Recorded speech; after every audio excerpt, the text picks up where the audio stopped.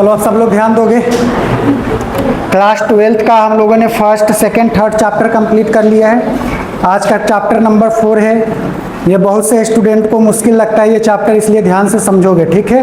कभी कभी formula based भी क्वेश्चन इसमें से पूछ रखा है, तो अगर फार्मूला याद रहेगा तब भी क्वेश्चन कर लोगे, ठीक है। तो आपका है मूविंग चार्ज एंड मैग्नेटिज्म में पहला है बायोट-सावर्त लॉ। तो बायोट-सावर्त लॉ क्या कहता है, मान लो एक करंट कैरिंग वायर है, इसमें से करंट मान लो आई जा रहा है, ठीक है, और किसी पी पॉइंट पे आपसे कहेगा कि मैग्नेटिक फील्ड बताओ, है ना। तो इस वायर से मैं ये लाइन खींचा, मान लो ये डिस्टेंस आर है, एंगल थीटा बना रहा है, ठीक है। तो dB डायरेक्टली प्रोपोर्शनल क्या हो जाएगा, आई D L sine theta upon में आर स्क्वायर, है ना। यानी अगर dB निकालेंगे तो प्रोपोर्शनल को साइन को हटाऊंगा तो किसी कांस्टेंट से मल्टीप्लाई करूंगा, तो dB बराबर क्या हो जाएगा, म्यू नॉट अपॉन में 4 pi into I D L sine theta R square. ये बायोट-सावर्त लॉ से मैग्नेटिक फील्ड निकालने का फॉर्मूला है ना। म्यू नॉट क्या होता है, magnetic permeability of free space और वैक्यूम। जैसे कूलम्स लॉ में हम लोगों ने एप्सिलॉन नॉट पढ़ा था, उसी प्रकार यहाँ पर बायोट-सावर्त लॉ में म्यू नॉट है ना। म्यू नॉट की वैल्यू आपको याद रखना होगा। म्यू नॉट की वैल्यू होती है 4 पाई इंटू 10 की पावर -7 टेस्ला मीटर पर एम्पियर। अगर वेक्टर फॉर्म में देखा जाए तो ये डायरेक्ट पेपर में पूछ रखा है कि बायोट-सावर्त लॉ का वेक्टर फॉर्म क्या होता है। तो वेक्टर फॉर्म होता है म्यू नॉट अपॉन में 4 pi I D L cross R upon में मॉड आर क्यू। यहाँ पर सब चीज लिखा हुआ है। डीबी क्या है, DB is perpendicular to both D L and R by using right hand thumb rule we can find direction of magnetic field। आपको डायरेक्शन निकालने आना चाहिए, ठीक है। तो डायरेक्शन निकालने का तरीका क्या है, देखो मान लो कि ये करंट कैरिंग वायर है, इससे करंट आई जा रहा है, तो जिधर करंट जाए उसी के डायरेक्शन में क्या रखोगे, थंब रखोगे। थंब रखने के बाद इसको ऐसे मोड़ोगे, तो देखो अगर मोड़ोगे तो ये पाल्म किधर जा रहा है, अंदर की तरफ जा रहा है, यानी मैग्नेटिक फील्ड इनवर्ड होगा। इनवर्ड का मतलब क्रॉस से ऐसे दिखाते हैं, जैसे उंगली मोड़ोगे ऐसे ऐसे बाहर करोगे तो इधर से मैग्नेटिक फील्ड कैसा दिखाई देगा, बाहर की ओर आते हुए। तो जब भी बाहर आएगा तो उसको डॉट से डिनोट करेंगे। तो क्रॉस का मतलब होता है इनवर्ड मैग्नेटिक फील्ड और डॉट का मतलब होता है आउटवर्ड मैग्नेटिक फील्ड। कैसे डायरेक्शन निकालते हैं, करंट के डायरेक्शन में थंब को रखना है, उंगली मोड़ेंगे, अगर उंगली अंदर जा रहा है तो इसका मतलब इनवर्ड होगा, बाहर आ रहा है तो आउटवर्ड होगा। डायरेक्शन निकालना इंपॉर्टेंट है, ठीक है। अब फॉर्मूला कुछ स्पेशल केसेस रहेंगे, जैसे formula for field due to straight wire. एक आपका स्ट्रेट वायर है, इस पे बहुत बार क्वेश्चन पूछ रखा है, ठीक है। तो इस स्ट्रेट वायर में मान लो कि करंट आई जा रहा है, ठीक है, और यहाँ पर मैग्नेटिक फील्ड, यहाँ पी पॉइंट पे निकालना है कि मैग्नेटिक फील्ड क्या होगा। डिस्टेंस आर है, पहला एंगल अल्फा बन रहा है, दूसरा एंगल बीटा बन रहा है, तो बी का डायरेक्ट फॉर्मूला याद रखोगे, म्यू नॉट अपॉन में 4 पाई, जो कांस्टेंट है वो तो रहेगा ही, आई अपॉन में आर, आई अपॉन में आर यानी आई करंट जा रहा है, जो डिस्टेंस दिया रहेगा वो रखना, sine alpha plus sign beta. यहाँ पर जो क्रॉस दिखाया गया है ये बता रहा है कि मैग्नेटिक फील्ड जो है अंदर की तरफ है, ले जाओ, यहां से करंट जा रहा है, इसको अंदर करो, तो देखो पी पॉइंट पे मैग्नेटिक फील्ड अंदर की तरफ होगा। मान लो करंट का डायरेक्शन पलट देता और कहता मैग्नेटिक फील्ड का डायरेक्शन क्या होगा, तो थंब को क्या करते, नीचे की तरफ करते हो, इसको ऐसे करते, तो ऐसे करते तो मैग्नेटिक फील्ड बाहर की तरफ आता। रेगुलर क्लास में क्वेश्चन भी करवाया जाता है और समझाया भी जाता है कि कैसे मैग्नेटिक फील्ड अंदर आ रहा है और कैसे बाहर आ रहा है, रिवीजन चल रहा है। तो जो बच्चे पढ़े होंगे उनको समझ में आ रहा होगा कि मैं क्या बता रहा हूँ, जो नहीं पढ़े होंगे उनको कुछ नहीं समझ में आ रहा होगा। नेक्स्ट है आपका सेकंड पॉइंट, मान लो कि ए और बी है इस पी पॉइंट पे, इससे क्वेश्चन नहीं पूछा है लेकिन फिर भी बता दे रहा हूं। यहां से आप यहां डॉट लाकर यहां पर ले जाओगे, तो यहां पर जब मैग्नेटिक फील्ड निकालोगे तो म्यू नॉट आई अपॉन में 4 पाई आर, बस बड़े वाले एंगल में से छोटे वाले एंगल को माइनस कर लोगे, करंट फिर इधर ही है तो मैग्नेटिक फील्ड क्या होगा, इनवर्ड होगा। अब अगला केस आएगा आपका वायर ऑफ इनफिनाइट लेंथ। मान लो कि वो वायर अभी फाइनाइट था, तो फाइनाइट था तो फाइनाइट के केस में sine alpha plus sign beta कर लेना, लेकिन अगर मान लो कि इनफिनाइट है तो इनफिनाइट के केस में ये ऊपर तक जाएगा तो अल्फा भी 90 हो जाएगा और बीटा भी क्या हो जाएगा, 90 आ जाएगा। तो साइन 90 रख दोगे तो फॉर्मूला कन्वर्ट हो जाएगा। साइन 90 की वैल्यू क्या होती है, 1, और साइन 90 की वैल्यू क्या होती है, 1 1 1 2 आएगा, 4 को काटेगा तो म्यू नॉट आई अपॉन में 2 पाई आर हो जाएगा। तो अगर इनफिनाइट वायर बोले तो डायरेक्ट फॉर्मूला याद रखोगे, म्यू नॉट आई अपॉन में 2 पाई आर। फाइनाइट बोलेगा तो आपको जरूर एंगल दिया रहेगा। नेक्स्ट है आपका, अब क्या किया, एक तरफ इनफिनाइट कर दिया और एक तरफ मतलब एक तरफ छोड़ दिया, तो उस केस में देखो जिसको इनफिनाइट किया उसका एंगल 90 हो गया और जिसको छोड़ दिया उसका एंगल 0, तो साइन 90 साइन 0 साइन 91, यानी मैग्नेटिक फील्ड क्या आ जाएगा, mu not I I upon में 4 पाई आर। तो ये आपको याद रखना है। नेक्स्ट है स्क्वायर का केस है, स्क्वायर है ये बना हुआ है और ओ पॉइंट पे आपसे मैग्नेटिक फील्ड पूछेगा। तो जब इसका कैलकुलेशन से निकालोगे तो मैग्नेटिक फील्ड का फॉर्मूला होता है 2√2 म्यू नॉट आई अपॉन में पाई इंटू एल। एल का मतलब ये दिया रहेगा और म्यू नॉट आई करंट भी दिया रहेगा। म्यू नॉट की वैल्यू जानते हो रख के सॉल्व कर लोगे। फील्ड ड्यू टू पॉलीगन, मान लो कि ये आपका पॉलीगन का ही केस है, ये स्क्वायर है। स्क्वायर की जगह रेक्टेंगल हो सकता है, ट्राइंगल हो सकता है, पेंटागन हो सकता है, हेक्सागन हो सकता है। तो ये सबका स्पेशल केस है। तो स्पेशल केस में मैग्नेटिक फील्ड सेंटर पे कैसे निकालोगे? म्यू नॉट एन, मान लो कि रेक्टेंगल बोला तो एन की जगह 4 आ जाएगा। करंट दिया रहेगा पाई, इसका लेंथ दिया रहेगा 1, जैसे ये लेंथ दिया है तो L tan pi by N sine pi by N. तो घर पे करना और यहाँ पर एंगल पाई एन की जगह क्या रखोगे? 4। तो डायरेक्ट यहीं से फॉर्मूला उठ के ये वाला बन जाएगा। ट्राइंगल के केस में यहाँ पर एन की जगह 3 रखना तो डायरेक्ट ये फॉर्मूला बनेगा। तो या तो ये स्पेशल केस याद कर लो या रेक्टेंगल और ट्राइंगल का अलग से याद कर लो। ये याद कर लोगे तो अगर पेपर टफ बनाएगा, ट्राइंगल रेक्टेंगल की जगह मान लो पेंटागन दे दिया, हेक्सागोनल दे दिया, तब इस फॉर्मूले से आराम से कर लोगे। तो ये याद करना आपका काम है। नेक्स्ट है आपका वायर परपेंडिकुलर टू प्लेन है। तो अगर वायर परपेंडिकुलर टू प्लेन है तो देखो यहाँ पर मैग्नेटिक फील्ड अंदर की तरफ है, देखो मैग्नेटिक फील्ड बाहर की तरफ है। देखो एक तरीका और है मैग्नेटिक फील्ड के डायरेक्शन को निकालने के लिए। जिधर करंट जा रहा है ना उधर ही उंगली को करो ऐसे, देखो पालम को ऐसे करोगे, करंट ऐसे जा रहा है। जब करंट ऐसे जा रहा है तो थंब क्या है? देखो ऐसे करो, करंट ऐसे जा रहा है, करंट ऐसे जा रहा है तो थंब किधर आ रहा है? बाहर की तरफ। यानी इसमें मैग्नेटिक फील्ड किधर है? बाहर की तरफ है। देखो करंट ऐसे जा रहा है तो उंगली को ऐसे मोड़ो, उंगली को ऐसे मोड़ रहे हो ना, थंब किधर जा रहा है? अंदर की तरफ। तो मैग्नेटिक फील्ड किधर है? अंदर की तरफ है। तो यहाँ पर बताया गया है एंटी क्लॉकवाइज कब लेंगे? जब मैग्नेटिक फील्ड क्या होगा? आउटवर्ड डायरेक्शन में होगा। और क्लॉकवाइज कब लेंगे? जब मैग्नेटिक फील्ड इनवर्ड डायरेक्शन में होगा। नेक्स्ट है आपका field due to circular ring. अब एक सर्कुलर रिंग है, मान लो इस पी पॉइंट पे मैग्नेटिक फील्ड कितना होगा? गंदा सा फॉर्मूला है लेकिन याद करना पड़ेगा। तो बीपी बराबर क्या हो जाएगा? Mu not I R square two bracket में X square plus R square की पावर 3/2 हो जाता है। अगर क्लास में पढ़ोगे तो इसको ड्राइव भी करवाया जाता है। मान लो स्पेशल केस रहेगा तो स्पेशल केस में क्या करेगा? इस एक्स को यहाँ पर ले जाएगा, तो एक्स को यहाँ पर ले जाएगा तो 0 हो जाएगा। उस केस में जो सेंटर पे सर्कुलर सेंटर पे जो मैग्नेटिक फील्ड था वही आ जाता है। अब देखो every current carrying loop act as a magnetic dipole. अगर ये करंट कैरिंग लूप है तो एक कैसा बिहेव करेगा? मैग्नेटिक डाइपोल की तरह बिहेव करेगा। तो मैग्नेटिक डाइपोल मोमेंट का फॉर्मूला हो जाता है I into A. I current और ए क्या है? आपका एरिया वेक्टर है। यूनिट क्या हो जाएगा? Ampere per metre square. अब कह रहा है if current is flowing in anti clockwise direction. देखो आपको पता है ये करंट कैसे जा रहा है? एंटी क्लॉकवाइज डायरेक्शन में। तो जब भी करंट एंटी क्लॉकवाइज डायरेक्शन में जानता है तो आपका नॉर्थ पोल जनरेट हो जाता है। ये माइंड में बैठा लेना। तो इसको याद करने का तरीका कैसे है? ये देखो एन ऐसे बना हुआ है ना, तो अगर करंट एंटी क्लॉकवाइज डायरेक्शन में किसी लूप में जा रहा है तो कैसा पोल क्रिएट कर देगा? North pole. अगर करंट आपका फ्लोइंग कर रहा है क्लॉकवाइज डायरेक्शन में तो पोल कैसा क्रिएट कर देगा? South pole. ये आपको याद रखना होगा, ठीक है। नेक्स्ट अगर जाते हैं तो field at the centre of ring. बस यहाँ कुछ नहीं करना था, यहाँ पर एक्स की जगह 0 रखोगे ना तो सेंटर ऑफ रिंग पे कितना मैग्नेटिक फील्ड आएगा? वो हो जाएगा म्यू नॉट आई अपॉन में 2r। तो वो है उसी का ये स्पेशल केस है। अगर एक्सिस की बात करें तो ग्राफ किस पे मैक्सिमम होगा उसका ये ग्राफ दे रखा है। x बराबर 0 पे मैक्सिमम ग्राफ जो बनेगा आपका ऐसे बनेगा। फॉर्मूला को ऐसे ही कन्वर्ट करके ऐसे लिख दिया है, ठीक है। तो आपको ये याद रखना है और जो ऊपर वाला स्पेशल केस बताया था वो याद रखना है। नेक्स्ट है field at the centre due to circular arc. अब मान लो कि एक सर्कुलर आर्क है जिसका एंगल थीटा बन रहा है, रेडियस r दे रखा है, करंट आई जा रहा है। तो सेंटर पे क्या होता है? b बराबर म्यू नॉट आई अपॉन में 2r। ये आया कैसे होगा? इसी स्पेशल केस से म्यू नॉट आई अपॉन में 4 पाई थीटा बाई आर। तो जो भी एंगल दिया रहेगा ना उस एंगल की वैल्यू रखना, याद रखना एंगल रेडियन में लेना होता है। तो एंगल अगर डिग्री में दिया होगा तो रेडियन में चेंज कर देना, रेडियन में दिया है तब तो ओके है। तो यहाँ पर रख दोगे तो सर्कुलर आर्क पे आ जाएगा। अब देखो एक एग्जांपल लेकर समझाया गया है। यहाँ पर 1 है, यहाँ पर 2 है और यहाँ पर 3 है। तो मैग्नेटिक फील्ड क्या डायरेक्शन भी निकालोगे तो यहाँ पर तीनों मैग्नेटिक फील्ड को क्या किया गया है?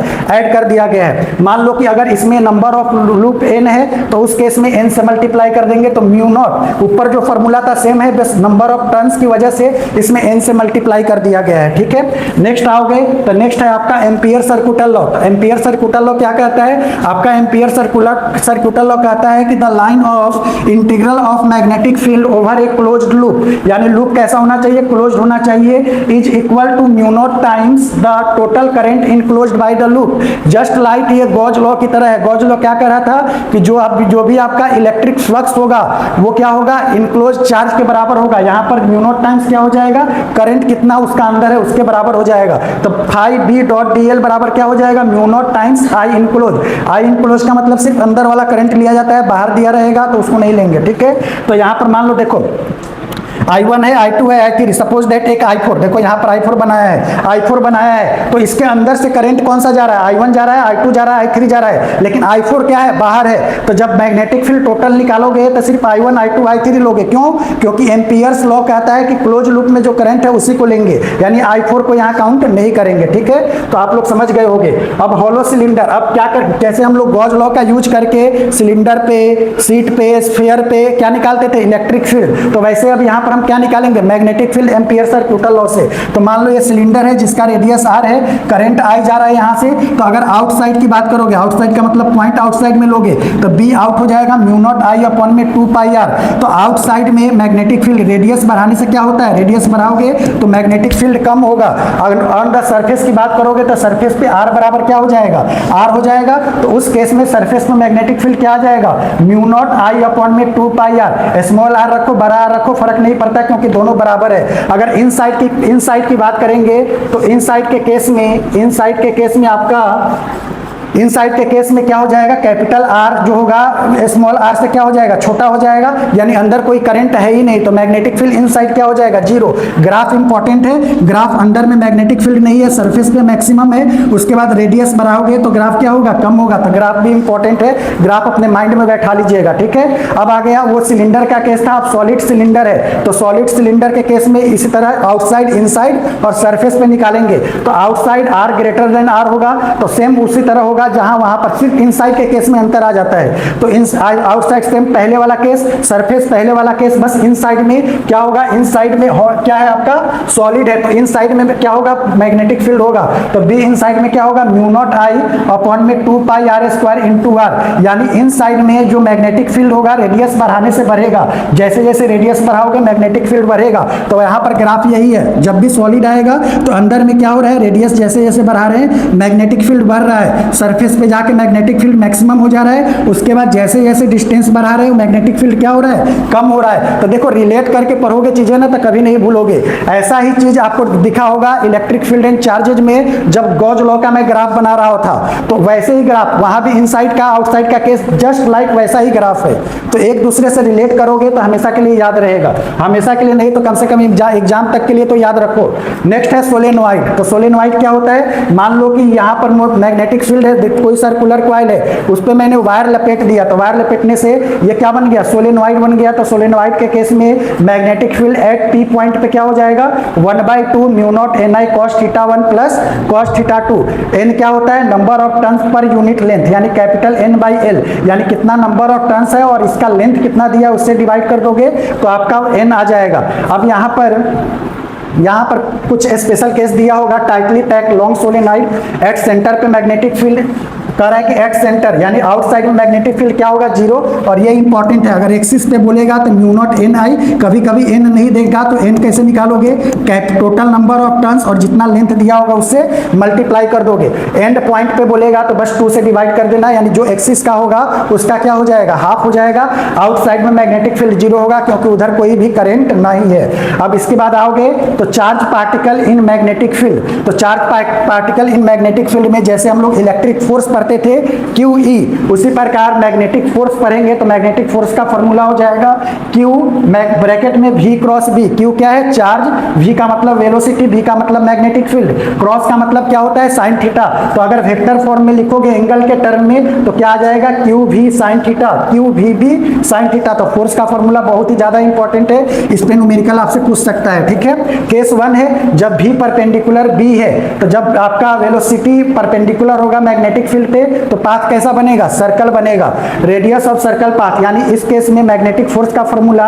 यानी सेंट्रीपिटल फोर्स के बराबर हो जाएगा mv²/r। तो ये क्लास में ड्राइव किया जाता है कि r mv/qb कैसे आता है, तो अभी सिर्फ याद रखोगे जो रेडियस आएगा सर्कुलर का वो mv अपॉन में qb आएगा, mass, velocity, charge, magnetic field. Momentum की बात करें तो मोमेंटम आप लोग जानते क्या होता है, p बराबर mv, तो यहाँ पर अंडर रूट अगर काइनेटिक एनर्जी के टर्म में बोलेगा तो अंडर रूट 2m आ जाएगा। रेडियस ड्राइव करके निकालोगे तो रेडियस आता है अंडर रूट, देखो mv की जगह सिर्फ इसने क्या रख दिया 2m रख दिया, तो अंडर रूट 2m अपन में क्या हो जाएगा qb हो जाएगा।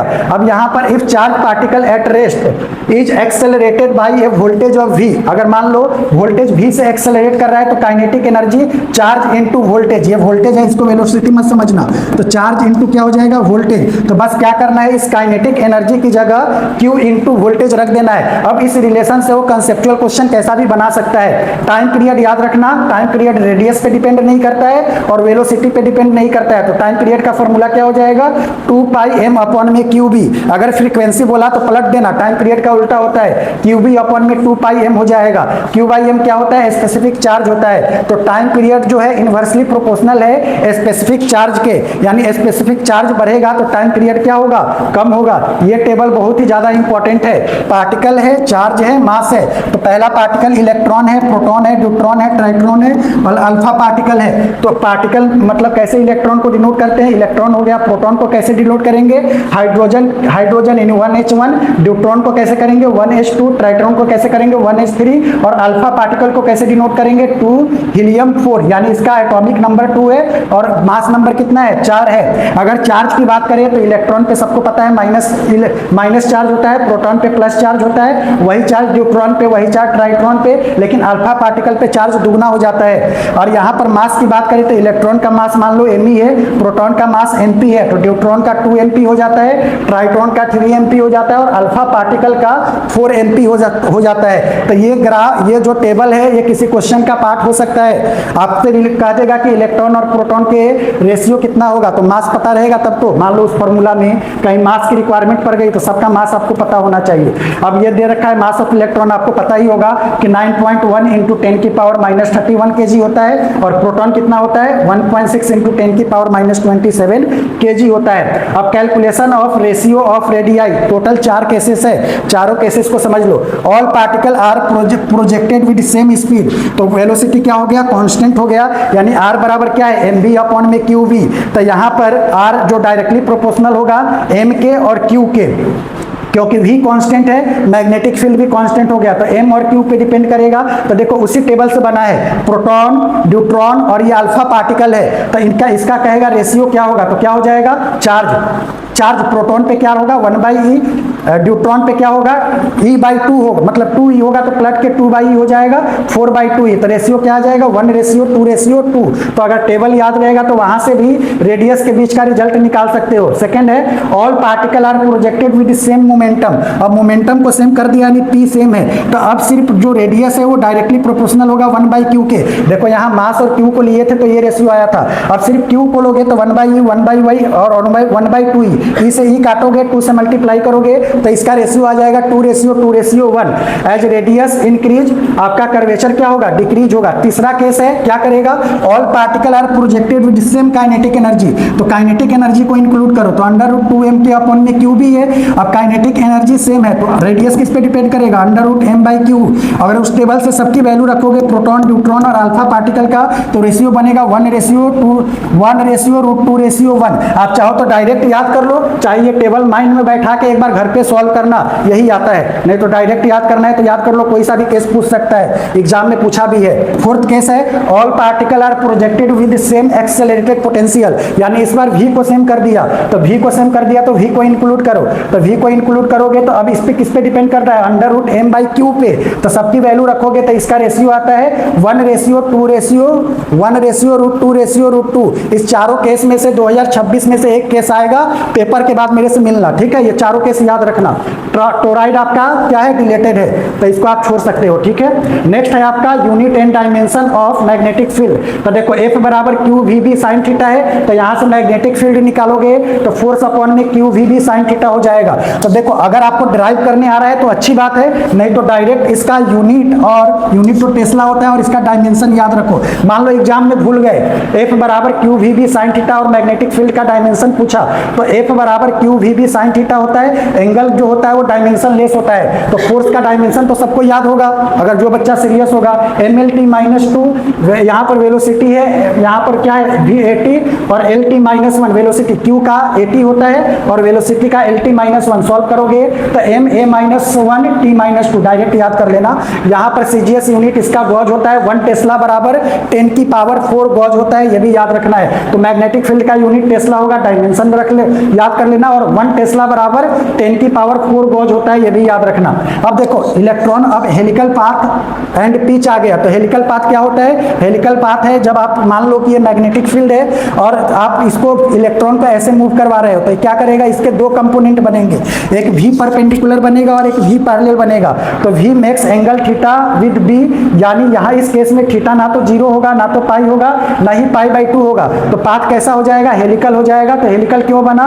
क्योंकि पैरेलल वाला जो है पैरेलल टू मैग्नेटिक फील्ड है और एक है परपेंडिकुलर टू। तो पैरेलल वाला क्या करेगा, इसको आगे बढ़ाएगा और परपेंडिकुलर वाला सर्कल का रूप देगा, तो ये आगे भी बढ़ेगा और सर्कल का रूप बनाएगा, तो इसी को हेलिकल पाथ बोला जाता है। जब इसमें ड्राइव करोगे रेडियस को तो r बराबर mv/q याद था, बस यहाँ पर v जो लेना है इसका परपेंडिकुलर वाला कंपोनेंट लेना है। तो r बराबर यहाँ पर क्या आ जाएगा, mv sin थीटा अपॉन में q भी, ये भी एंगल के टर्म में याद रख सकते हो।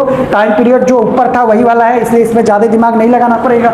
पिच क्या होता है, यहाँ से न्यूमेरिकल पूछ सकता है। तो पिच बराबर, देखो पिच का मतलब ये जो आगे बढ़ रहा है, तो आगे बढ़ रहा है तो v पैरेलल की वजह से बढ़ रहा है आगे, तो v पैरेलल कोई भी पिच का मतलब डिस्टेंस। तो डिस्टेंस कैसे निकालते हैं? डिस्टेंस होता है वेलोसिटी इनटू टाइम। तो वेलोसिटी पैरेलल वाला ले रहे हैं, आप लोगों को पता है कि ये वाला कंपोनेंट क्या होता है, v cos थीटा। तो यहाँ पर v cos theta into time period 2πm/q भी। तो कभी कभी तो डायरेक्ट टाइम पीरियड देगा, अगर डिफिकल्ट बनाएगा तो ये सबकी वैल्यू देके टाइम पीरियड निकाल लेना। तो पिच कभी कितनी बार पूछ रखा है एग्जाम में, एक बार देख लेना।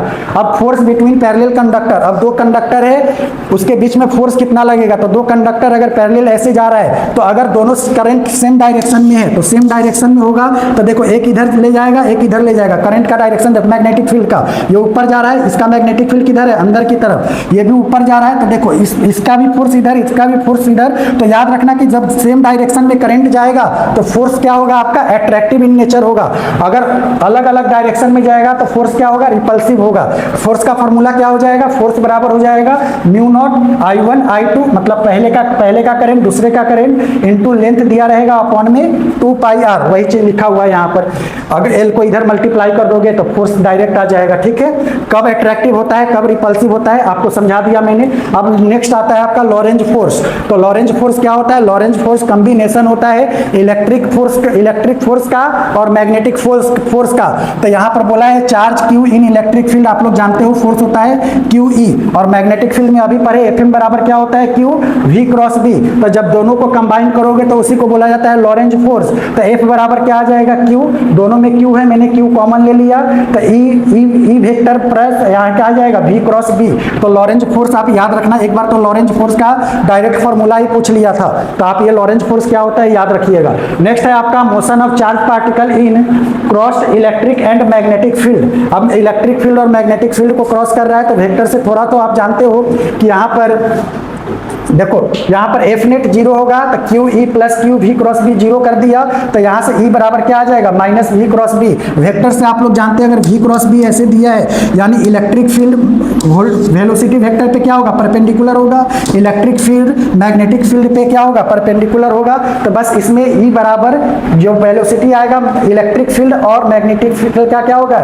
मैग्नीट्यूड होगा। तो इसमें सबसे ज्यादा इंपॉर्टेंट ये है वी बराबर अगर इलेक्ट्रिक फील्ड दिया होगा और मैग्नेटिक फील्ड दिया होगा तो इलेक्ट्रिक फील्ड को मैग्नेटिक फील्ड से डिवाइड कर दोगे तो आंसर आ जाएगा। नेक्स्ट है आपका force on current carrying conductor in magnetic field. अब मैग्नेटिक फील्ड दे रखा है, यहाँ पर मान लो कि कोई कंडक्टर है जिसका लेंथ L है, उसमें से करंट आई जा रहा है, मैग्नेटिक फील्ड B है, तो F बराबर क्या हो जाएगा I ब्रैकेट में L cross B।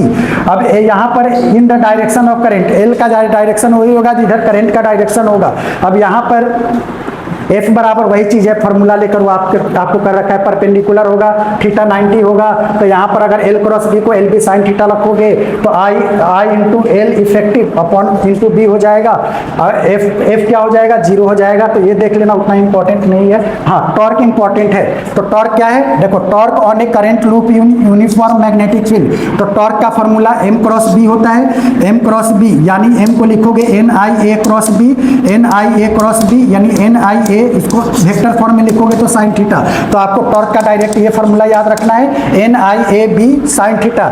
Special cases है जब थीटा 0 होगा, साइन 0, 0 का मतलब 0, टॉर्क क्या हो जाएगा, 0 हो जाएगा। पढ़ लेना बाकी चीज। टॉर्क मतलब टॉर्क 0 का मतलब मिनिमम टॉर्क बोल रहा होगा। थीटा 90 है, थीटा 90 का मतलब cos 90 मैक्सिमम, इस केस में आपका मैक्सिमम टॉर्क होगा। ये सब आप लोग जानते, ये सब स्पेशल केस है। नेक्स्ट है आपका मूविंग कॉइल गैल्वेनोमीटर। तो बस इसमें कुछ नहीं याद करना है, टॉर्क का फॉर्मूला है, टॉर्क ये टॉर्क पे ही काम करता है। तो मूविंग कॉइल गैल्वेनोमीटर में करंट सेंसिटिविटी क्या होता है, फाई बाई आई, फाई क्या होता है, एन ए बी बाई के, यानी अगर फाई बढ़ाओगे तो करंट सेंसिटिविटी बढ़ेगा, यानी फ्लक्स फाई बढ़ाओगे तो क्या होगा, करंट सेंसिटिविटी बढ़ेगा। बस ये याद रखना। वोल्टेज सेंसिटिविटी क्या होता है, यानी इसमें भी फ्लक्स बढ़ाओगे तो वोल्टेज सेंसिटिविटी क्या होगा, बढ़ेगा। तो आप एन ए बी बाई के, ये इंपॉर्टेंट है, इसको याद कर लीजिएगा। और वोल्टेज सेंसिटिविटी ये याद कर लीजिएगा। कुछ भी देखे वो कुछ भी कंसेप्चुअल क्वेश्चन आपसे पूछ सकता है। वही चीज नोट यहाँ पर लिखा है, के बाई एन ए बी, ये सब देख लेना। एक गैल्वेनोमीटर कांस्टेंट है, आई बाई फाई होता है, फाई की वैल्यू रखोगे तो के अपॉन में एन ए बी हो जाएगा, एक बार देख लेना। नेक्स्ट है आपका magnetic dipole moment of revolving electron, ये लास्ट है, इसके बाद हम लोग क्वेश्चन करेंगे। तो मान लो कि यहाँ पर एक आपका कोई एटम है, इसमें इलेक्ट्रॉन क्या कर रहा है, मूव कर रहा है। तो इसके न्यूक्लियस के चार्ज को मैंने प्लस जेड ही लिखा है। तो यहाँ पर आई कैसे निकालोगे, करंट, करंट हो जाएगा ई अपॉन में टी, टी का मतलब क्या है, टाइम पीरियड। तो टाइम पीरियड कैसे निकालते हैं, टाइम पीरियड का फॉर्मूला हो जाएगा 2 पाई आर अपॉन में भी।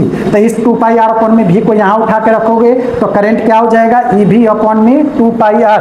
अगर मैग्नेटिक डाइपोल होगा तो आई पाई आर स्क्वायर, तो आई की वैल्यू रखोगे तो कट कटा के ई भी आर अपॉन में 2 आ जाएगा। जो सबसे ज्यादा इंपॉर्टेंट है ये याद रखना, एम बाई एल जो होता है वो क्यू अपॉन में 2m के बराबर होता है। बस यहीं तक था। तो इस चैप्टर में मुश्किल कुछ नहीं है, बस आपको फॉर्मूले याद रखने हैं। हाँ, इसका क्वेश्चन अगर मुश्किल बनाएगा तो क्वेश्चन मुश्किल होता है, लेकिन फॉर्मूला तो आपको एनी हाउ माइंड में रखना है। इसके बाद